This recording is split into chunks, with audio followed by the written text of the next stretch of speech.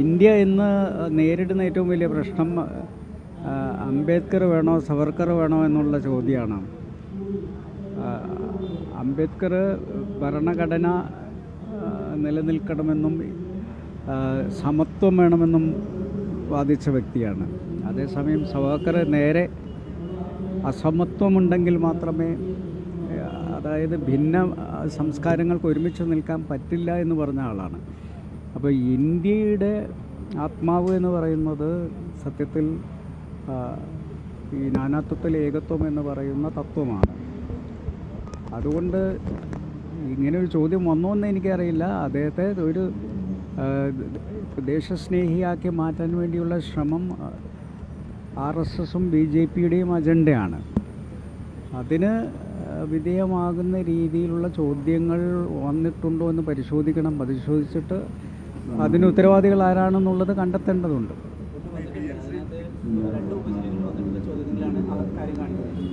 ബ്രിട്ടീഷുകാരുടെ കയ്യിൽ നിന്ന് ഏറ്റവും അധികം ദുരന്തം നേരിട്ട സ്വാതന്ത്ര്യ സമര സേനാനി ആരെന്നുള്ള ചോദ്യം അതിന് കൊടുത്തിരിക്കുന്ന ഉത്തരവുമാണ് അങ്ങനെയാണെങ്കിൽ ഗാന്ധി വധത്തിലെ പ്രതിപട്ടികയിലുള്ള ഒരാളും കൂടിയാണ് സവർക്കർ എന്നുള്ളത് നമ്മൾ ഓർക്കണം. അത് ആ സന്ദർഭത്തിൽ അദ്ദേഹത്തിൻ്റെ തെളിവുകളില്ലാത്തതിൻ്റെ പേരിൽ വിട്ടുപോവുകയും പിന്നീട് കപൂർ കമ്മീഷൻ റിപ്പോർട്ടിൽ അദ്ദേഹത്തിൻ്റെ കൂടെയുള്ള തന്നത സഹചാരികൾ തന്നെ ഗാന്ധി വധത്തിൽ സവർക്കറിന് പങ്കുണ്ട് എന്നുള്ള രീതിയിൽ പിന്നീട് മൊഴി നൽകുകയും ചെയ്തിട്ടുണ്ട്. അപ്പോൾ ഒരു ഭാഗത്ത് ഇവിടെ ഇന്ത്യയെ ശിഥിലീകരിക്കുന്നതിന് വേണ്ടിയുള്ള ശ്രമം, ശരിക്കും രണ്ട് രാജ്യങ്ങൾ എന്ന് പറയുന്ന ടു നേഷൻ എന്ന് പറയുന്ന ആദ്യം ഉയർത്തിയ ആൾ കൂടിയാണ് സവർക്കർ. അതുകൊണ്ട് അത് വളരെ ഗൗരവമായി കണ്ട ഒരു വിഷയമാണെന്നാണ് എൻ്റെ ഒരു അഭിപ്രായം. സവർക്കർ രാജ്യദ്രോഹിയാണെന്നും വർഗീയവാദിയാണെന്നും ഗാന്ധിയെ കൊല്ലാൻ ആളെ വിട്ടവനാണെന്നും മാപ്പെഴുതി കൊടുത്തവനാണെന്നും ഒക്കെയുള്ള കാര്യത്തിൽ ഒരു തർക്കവുമില്ല. സവർക്കറെ വെള്ളപൂശാനുള്ള ശ്രമങ്ങൾ കുറച്ച് കാലങ്ങളായിട്ട് നമ്മുടെ നാട്ടിൽ നടന്നുകൊണ്ടിരിക്കുന്നതാ.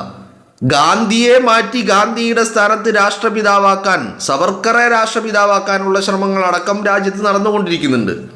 ഇപ്പോൾ ഇവിടെ ഏറ്റവും വലിയ വിഷയം എന്ന് പറയുന്നത് UDF സർക്കാർ അധികാരത്തിൽ വന്നതിൽ പിന്നെ വെപ്രാളപ്പെട്ട ഒരു കൂട്ടം ആളുകൾ മറുഭാഗത്തുണ്ട്.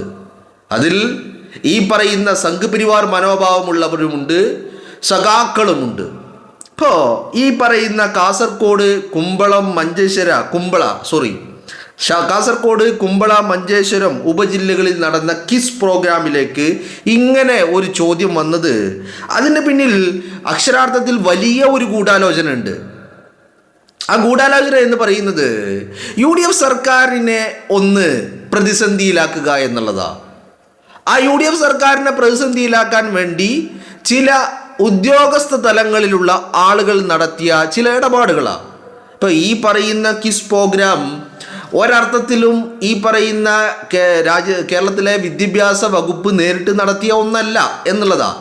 അപ്പോൾ സർക്കാരും UDFും കോൺഗ്രസും മുസ്ലിം ലീഗും VD സതീശനും മന്ത്രിമാരും ഒക്കെ ശ്രദ്ധിക്കേണ്ട കാര്യം, ഇപ്പോഴും ഈ പിണറായി വിജയൻ്റെ ഹാങ് ഓവറിൽ നിൽക്കുകയും പിണറായി വിജയൻ അധികാരത്തിൽ നിന്ന് താഴെ ഇറങ്ങിപ്പോയതിൽ അതിയായി ഖേദിക്കുകയും VD സതീശൻ ഒരിക്കലും കേരളത്തിൽ മുഖ്യമന്ത്രി സ്ഥാനത്തേക്ക് എത്തരുത് എന്ന് അതിയായി ആഗ്രഹിക്കുകയും അതിനുവേണ്ടി പണിയെടുക്കുകയും ചെയ്ത ആളുകൾ ഇപ്പോഴും ഉദ്യോഗസ്ഥ തലങ്ങളിലുണ്ട്. അവര് ആവശ്യത്തിലധികം ഇപ്പം പണിയെടുക്കുന്നുണ്ട്. അന്ന് സതീശൻ അധികാരത്തിൽ എത്താതിരിക്കാൻ വേണ്ടിയാണ് പണിയെടുത്തതെങ്കിൽ ഇന്ന് സതീശൻ്റെയും UDFിൻ്റെയും UDF ഗവൺമെൻറ്റിൻ്റെയും ഒരു പ്രതിസന്ധികളിലേക്ക് എത്തിക്കാൻ വേണ്ടി, അല്ലെങ്കിൽ അവർക്കൊരു പേരുദോഷം ഉണ്ടാക്കാൻ വേണ്ടിയുള്ള പണി ഇവരെടുക്കുന്നുണ്ട് എന്നുള്ളതാണ്. അത് പ്രത്യേകം ശ്രദ്ധിക്കണം. ഇവിടെ ഒരു കാര്യം നമ്മൾ മനസ്സിലാക്കേണ്ടത്, ഈ കിസ് പ്രോഗ്രാം എന്ന് പറയുന്നത് കേരളത്തിലെ വിദ്യാഭ്യാസ വകുപ്പ് ഔദ്യോഗികമായി സംഘടിപ്പിച്ച ഒന്നല്ല. ഞാനത് പറയുന്നതിനുള്ള കാരണം, ഇന്നിപ്പോൾ ഈ വിവാദം ഉണ്ടായതിനു ശേഷം N ഷംസുദ്ദീൻ്റെ ഒരു പ്രതികരണം വന്നിട്ടുണ്ട്. കാസർഗോഡ് കിസ് വിവാദം, കുറ്റക്കാർക്കെതിരെ കർശന നടപടി സ്വീകരിക്കും. അദ്ദേഹത്തിൻ്റെ ഒരു ഫേസ്ബുക്ക് കുറിപ്പാണ്. കാസർഗോഡ്, കുമ്പള, മഞ്ചേശ്വരം ഉപജില്ലകളിലെ സ്കൂളുകളിൽ നടന്ന ക്വിസ് മത്സരത്തിൽ ചരിത്രവിരുദ്ധമായ ചോദ്യങ്ങൾ ഉൾപ്പെടുത്തിയ സംഭവത്തിൽ അന്വേഷണം നടത്തി കുറ്റക്കാർക്കെതിരെ കർശന നടപടി സ്വീകരിക്കാൻ പൊതുവിദ്യാഭ്യാസ ഡയറക്ടർക്ക് നിർദ്ദേശം നൽകി. കഴിഞ്ഞ ഓഗസ്റ്റ് 6-ന് ഫ്രീഡം ക്വിസ് എന്ന പേരിൽ ഈ പ്രദേശങ്ങളിൽ സംഘടിപ്പിച്ച മത്സരം വിദ്യാഭ്യാസ വകുപ്പിൻ്റെയോ സാമൂഹ്യശാസ്ത്ര ക്ലബിൻ്റെയോ ഔദ്യോഗിക പ്രവർത്തന കലണ്ടറിൽ ഉൾപ്പെട്ട ഒന്നല്ല. ഇത്തരത്തിൽ പ്രാദേശികമായി അനൗദ്യോഗികമായ ചോദ്യങ്ങൾ നിർമ്മിച്ച് മത്സരം നടത്താൻ വിദ്യാഭ്യാസ വകുപ്പോ സാമൂഹ്യശാസ്ത്ര ക്ലബ്ബോ ആരെയും ചുമതലപ്പെടുത്തിയിട്ടുമില്ല. ചരിത്രത്തിൻ്റെ പിൻബലമില്ലാത്തതും പൂർണ്ണമായും തെറ്റായതുമായ ചോദ്യങ്ങൾ കുട്ടികളിലേക്ക് എത്തിച്ചത് ദുരുദ്ദേശപരമാണ്. ഇത്തരം ശ്രമങ്ങളെ സർക്കാർ വളരെ ഗൗരവത്തോടെയാണ് കാണുന്നത്. തെറ്റായ ചോദ്യങ്ങൾ തയ്യാറാക്കി മത്സരം നടത്തിയവരെയും ഇതിന് പിന്നിൽ പ്രവർത്തിച്ചവരെയും അന്വേഷണത്തിലൂടെ കണ്ടെത്തി അവർക്കെതിരെ മാതൃകാപരമായ നടപടി സ്വീകരിക്കുന്നതാണ്. എൻ ഷംസുദ്ദീൻ്റെ ഒരു കുറിപ്പാണ്. അപ്പോൾ വളരെ കൃത്യമാണ്. ഇത് വിദ്യാഭ്യാസ വകുപ്പ് ഔദ്യോഗികമായി സംഘടിപ്പിച്ച ഒരു പരിപാടിയല്ലെന്ന് മാത്രമല്ല, കേരളത്തിൻ്റെ ഇങ്ങേ തലക്കിൽ കാസർഗോഡ് ഈ വകുപ്പിലെ ആളുകളാണ്, ഉദ്യോഗസ്ഥരാണ് പണിയെടുത്തിരിക്കുന്നത്. അപ്പോൾ വളരെ കൃത്യമായിട്ട് ഞാൻ ഈ പറഞ്ഞ അസ്വസ്ഥരായിട്ടുള്ള ഒരു വിഭാഗം ഒരു ഭാഗത്തുണ്ട് എന്നുള്ളതാണ്. സർക്കാർ എത്രയും പെട്ടെന്ന് അതിൽ ഒരു ആളുകളെ കണ്ടെത്തി ഇത്തരം ആളുകൾക്കെതിരെ ഒരു കണ്ണ് സർക്കാരിൻ്റെത് ഉണ്ടാവേണ്ടതായിട്ടുണ്ട്. ഉറപ്പായിട്ടും ഇത് ഒരു വ്യക്തിയുടെ ബുദ്ധിയിൽ നിന്ന് വന്നതൊന്നല്ല. ഇത് ഒരു പറ്റം ആളുകളാണ്. ആ ഒരു പറ്റം ആളുകൾ സംഘിയാണോ സഖാവാണോ സംഘാവാണോ എന്ന് ചോദിച്ചാൽ ഈ മൂന്നിലും പെടുന്ന ആളുകളാണ്.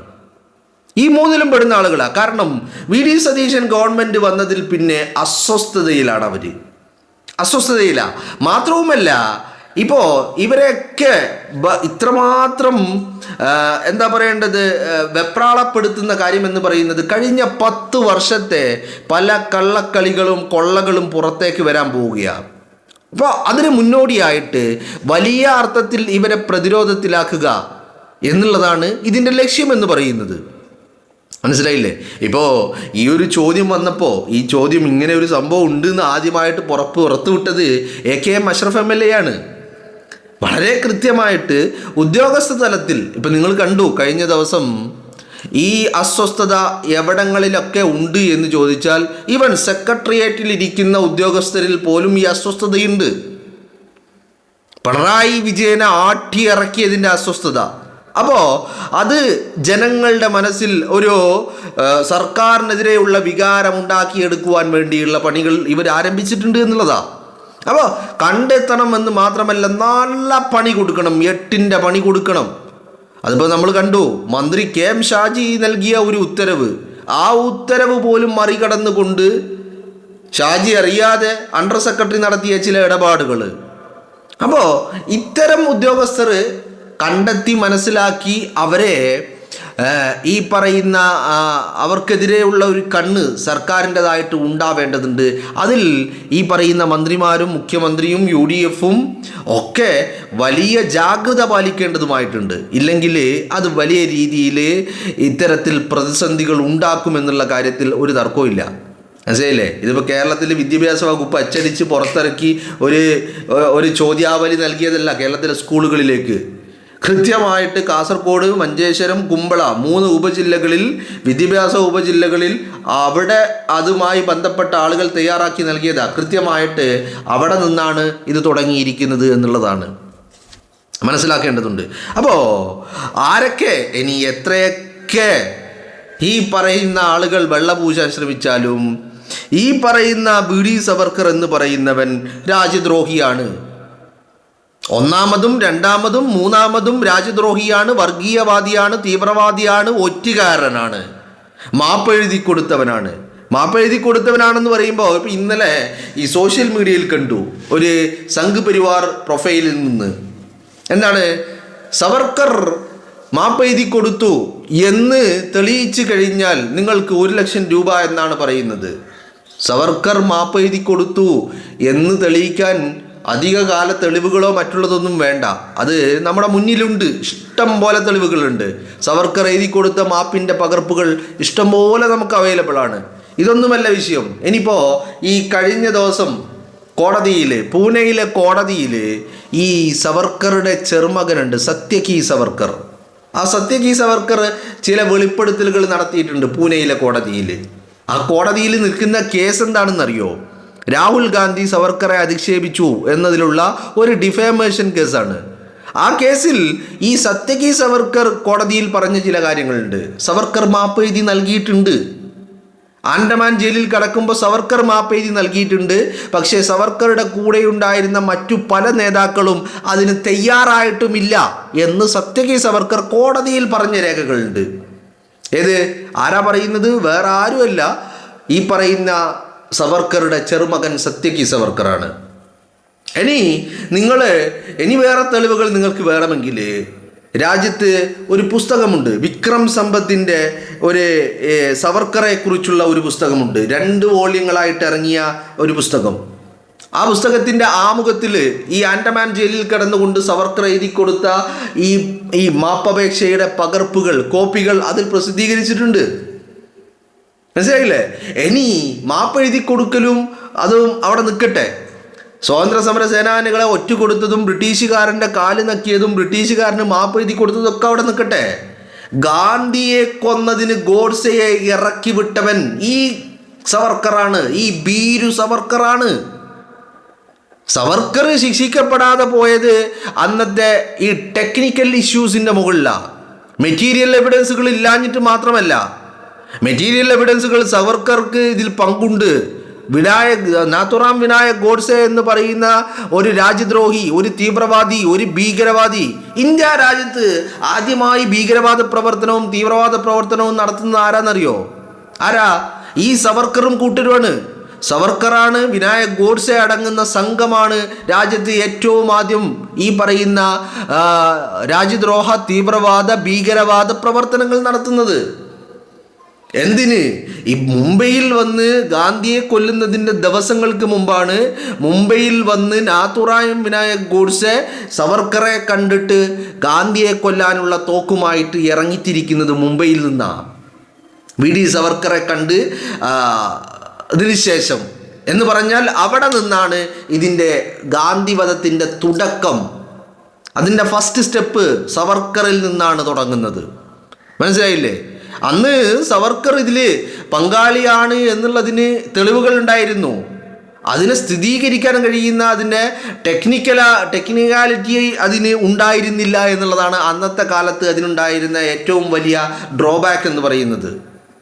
മനസ്സിലായില്ലേ? അതല്ലാതെ നാഥുറാം വിനായക് ഗോഡ്സെയും ഈ പറയുന്ന സവർക്കറും ഇത് ആലോചിച്ച് തീരുമാനിച്ച് അവർ പദ്ധതിയിട്ട് പ്ലാൻ ചെയ്ത് ഗോഡ്സെ വെറും ഒരു ഉപകരണം മാത്രമായിരുന്നു എന്നുള്ളതാണ്.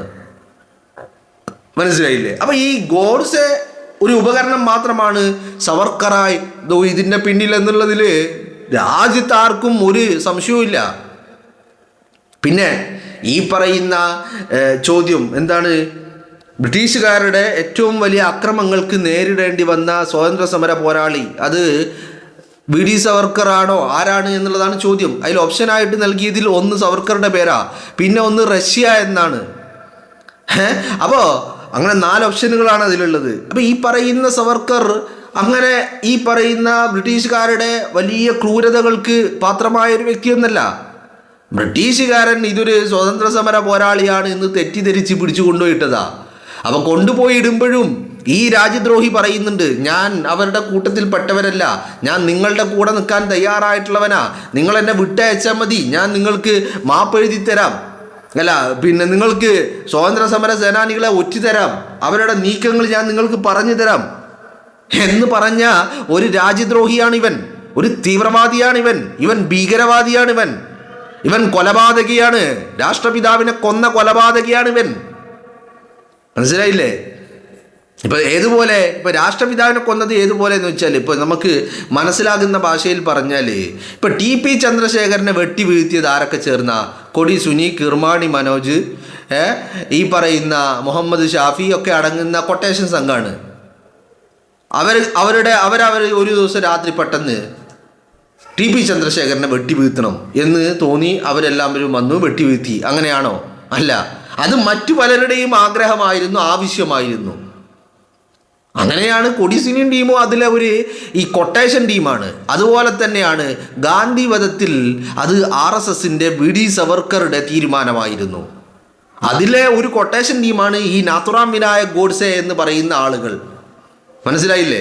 വളരെ കൃത്യമായിട്ട്. അപ്പോൾ അതാണ് ഇതിൻ്റെ ഒരു പ്രത്യേകത എന്ന് പറയുന്നത്. 1911, 1913, 14, 18, 20 സവർക്കർ ഈ പറയുന്ന പല തവണയായിട്ട് മാപ്പെഴുതി നൽകിയിട്ടുണ്ട് എന്നുള്ളതാണ്. പല തവണ, 1, 2 തവണയൊന്നല്ല, പല തവണ സവർക്കർ മാപ്പെഴുതി നൽകിയിട്ടുണ്ട്. അതിൽ പറഞ്ഞ് ഒരൊറ്റ കാര്യമുള്ളൂ, ഞാൻ എൻ്റെ കൂടെയുള്ള കുറച്ച് അനുയായികളുണ്ട്, അവരെയും ഉപയോഗിച്ച് നിങ്ങൾക്ക് വേണ്ടി പണിയെടുക്കാം. ബ്രിട്ടീഷുകാരോട് പറഞ്ഞത്, നിങ്ങൾ എന്നെ ഇവിടെ നിന്ന് ഇറക്കി വിട്ടാൽ, ഞാൻ സ്വതന്ത്ര സമര സേനാനിയല്ല, അവരുടെ കൂട്ടത്തിൽ നിങ്ങൾക്കെതിരെ പോരാടുന്ന ആളല്ല, ഞാൻ നിങ്ങൾക്ക് വേണ്ടി പണിയെടുക്കാൻ തയ്യാറാ, നിങ്ങൾ എന്നെ തെറ്റിദ്ധരിച്ച് നിങ്ങൾ എന്നെ പിടിച്ചു കൊണ്ടുവന്നിട്ടതാണ് എന്നാണ് സവർക്കർ എഴുതി നൽകിയത്. മനസ്സിലായില്ലേ? അപ്പോൾ ഈ പറയുന്ന എന്നെ വിട്ടയക്കുകയാണെങ്കിൽ നിങ്ങൾ ബ്രിട്ടീഷ് സർക്കാരിന് വേണ്ടിയിട്ട് ഞങ്ങൾ പ്രവർത്തിക്കാം, ഒറ്റുകാരാവാം എന്നുള്ളതായിരുന്നു സവർക്കറുടെ വാഗ്ദാനം എന്ന് പറയുന്നത്. ആലോചിക്കണം നിങ്ങൾ. ഇവനല്ലാതെ പിന്നെ ആരാണ് രാജ്യം കണ്ട ആദ്യത്തെ തീവ്രവാദി, വർഗീയവാദി, ഭീകരവാദി? സവർക്കർ തന്നെയാ. സവർക്കർ വർഗീയവാദി തന്നെയാ, ഭീകരവാദി തന്നെയാ, രാജ്യദ്രോഹി തന്നെയാ, ഒറ്റുകാരൻ തന്നെയാ. ഈ കാര്യത്തിൽ ഒരു തർക്കമില്ല. എത്രയൊക്കെ വെള്ളം പൂശാൻ ശ്രമിച്ചാലും ഒരു കണക്കിന് ഞാൻ പറയുന്നുണ്ടല്ലോ, അങ്ങനെ ഒരു ചോദ്യം അവിടെ വന്നത് നന്നായി. കാരണം ഇതിപ്പോൾ നമ്മളൊക്കെ അറിയാതെ ഇത്തരത്തിൽ എന്തൊക്കെ കുത്തിത്തിരികളുകൾ അവിടെ ഇവിടെ നടക്കുന്നുണ്ടെന്ന് ആർക്കറിയാം? അപ്പോൾ അങ്ങനെയൊക്കെ കുത്തിത്തിരികൾ നടക്കുന്നതിൻ്റെ ഇടയിൽ ഇത്തരം ചർച്ചകൾ വരുമ്പോൾ ആരാണ് സവർക്കർ എന്ന് എല്ലാവർക്കും ബോധ്യപ്പെടാൻ കഴിയും. കാരണം എല്ലാവരും പറയല്ലേ വളരെ കൃത്യമായിട്ട്, തെളിവുകൾ സഹിതം എല്ലാം കൃത്യമായിട്ട് പറയാ. ഇപ്പോൾ സവർക്കറെ വെറുതെ വിട്ടു, അന്ന് തെളിവുകൾ ടെക്നിക്കാലിറ്റിയുടെ അഭാവമായിരുന്നു. അന്ന് തെളിവുകളുടെ അഭാവമല്ല, ഇതിനെ സാങ്കേതികമായിട്ട് സ്ഥിരീകരിക്കാനുള്ള ബുദ്ധിമുട്ടായിരുന്നു. മെറ്റീരിയൽ എവിഡൻസുകൾ സയൻറ്റിഫിക് അത് പ്രൂവ് ചെയ്യാനുള്ള ബുദ്ധിമുട്ടായിരുന്നു അന്നുണ്ടായിരുന്നത്. അല്ലാതെ മെറ്റീരിയൽ എവിഡൻസുകൾ ഇല്ലാത്തത് കൊണ്ടല്ല കേട്ടോ സവർക്കറെ വെറുതെ വിട്ടത്. അത് സയൻറ്റിഫിക്കലി പ്രൂവ് ചെയ്യാനുള്ള ഒരു സാഹചര്യം ഉണ്ടായില്ല എന്നുള്ളതാണ് സവർക്കറെ വെറുതെ വിടാൻ കാരണമായത്. അപ്പോൾ അതിന് ശേഷവും, വെറുതെ വിട്ടതിന് ശേഷവും, ഇപ്പോൾ MK മുനീർ പറയുന്നത് കേട്ടില്ലേ, അയാൾ നല്ലൊരു ചരിത്രകാരനാ, നല്ല വിവരമുള്ള വിദ്യാഭ്യാസമുള്ള വ്യക്തിയാണ് ഈ MK മുനീർ. കപൂർ കമ്മീഷൻ കണ്ടെത്തിയതാണ്. ഈ കപൂർ കമ്മീഷന് മുമ്പാകെ സവർക്കറുടെ കൂട്ടാളികൾ പറഞ്ഞതാണ്, കുറ്റസമ്മതം നടത്തിയതാണ്. ഗാന്ധിയെ കൊല്ലാൻ ഗോഡ്സെയെ പറഞ്ഞു വിട്ടത് ഈ പറയുന്ന VD സവർക്കറാണ് എന്നുള്ളത്. അപ്പോൾ സവർക്കർ രാജ്യദ്രോഹിയാണ്. രാജ്യം കണ്ട, ഇന്ത്യ എന്ന് പറയുന്ന മഹാരാജ്യം കണ്ട ആദ്യത്തെ നമ്പർ 1 രാജ്യദ്രോഹി, തീവ്രവാദി, ഭീകരവാദി, വർഗീയവാദി, ഒറ്റുകാരൻ, മാപ്പെഴുതി കൊടുത്തവൻ, കാല് നക്കിയവൻ, ആസനം നക്കിയവൻ, ഭീരു, എല്ലാം ചേർന്ന ഒരു ഒരു ഒരു ഒരു അശ്ലീലമാണ് ഈ VD സവർക്കർ എന്ന് പറയുന്നത്. അതിലൊരു തർക്കമില്ല. അപ്പോൾ ഈ ചർച്ച ഒരു കണക്കിന് ഇങ്ങനെ ഒരു ക്വസ്റ്റ്യൻ വന്നത് നന്നായി എന്നുള്ളത് തന്നെയാണ്. അതിലൂടെ വീണ്ടും വീണ്ടും ഈ ചർച്ചകളിൽ സവർക്കർ രാജ്യദ്രോഹിയാണ്, സവർക്കർ തീവ്രവാദിയാണ്, സവർക്കർ ഭീകരവാദിയാണ്, സവർക്കർ ഒറ്റുകാരനാണ്, സവർക്കർ മാപ്പെഴുതി കൊടുത്തവനാണ് എന്ന് തെളിയിക്കാൻ നമുക്ക് സാധിക്കുകയാണ്. അത് വീണ്ടും വീണ്ടും പറഞ്ഞുകൊണ്ടിരിക്കാൻ അങ്ങനെയുണ്ടല്ലോ, ചില കാര്യങ്ങൾ പറയാതിരിക്കുമ്പോൾ ചിലപ്പോൾ അത് മറന്നുപോകും. അങ്ങനെ മറന്നു പോകാതിരിക്കാൻ സവർക്കർ തീവ്രവാദിയാണ് എന്ന് പറയാൻ ഏറ്റവും പറ്റിയ ഒരു അവസരമാണിത്. ഇനി സവർക്കർ ആരാണെന്ന് അറിയാൻ നിങ്ങൾ ഒരു പുസ്തകമുണ്ട്, വിക്രം സമ്പത്തിൻ്റെ ഒരു പുസ്തകം, VD സവർക്കറെ കുറിച്ചുള്ള വിക്രം സമ്പത്തിൻ്റെ ഒരു പുസ്തകമുണ്ട്. ആ പുസ്തകം ഒന്നെടുത്ത് നിങ്ങളൊന്ന് വായിച്ചു നോക്കിയാൽ അത് 2 വാള്യങ്ങളിലാണ്, കുറച്ചധികമുണ്ട് ആ പുസ്തകം, കുറച്ച് വലിയ പുസ്തകമാണ്. ആ പുസ്തകം ഒന്നെടുത്ത് വായിച്ചു നോക്കിക്കഴിഞ്ഞാൽ നിങ്ങൾക്കതിൽ മനസ്സിലാക്കും. ആ പുസ്തകത്തിൻ്റെ ആമുഖത്തിൽ ഈ പറയുന്ന VD സവർക്കർ ആരാണ് എന്നുള്ളത് വളരെ കൃത്യമായിട്ട് അടയാളപ്പെടുത്തുന്നുമുണ്ട്. സവർക്കർ ആരാണ് എന്നുള്ളത് വിക്രം സമ്പത്തിൻ്റെ ഒരു പുസ്തകമുണ്ട്. ആ 2 വോള്യങ്ങളിലായിട്ട് വിക്രം സമ്പത്ത് അത് കൃത്യമായിട്ട് വരച്ച് വെക്കുന്നുമുണ്ട് എന്നുള്ളതാണ്. അപ്പോൾ സവർക്കർ എന്ന് പറയുന്നത് ഒറ്റ ഒറ്റ വാക്കിൽ രാജ്യദ്രോഹിയാണ്.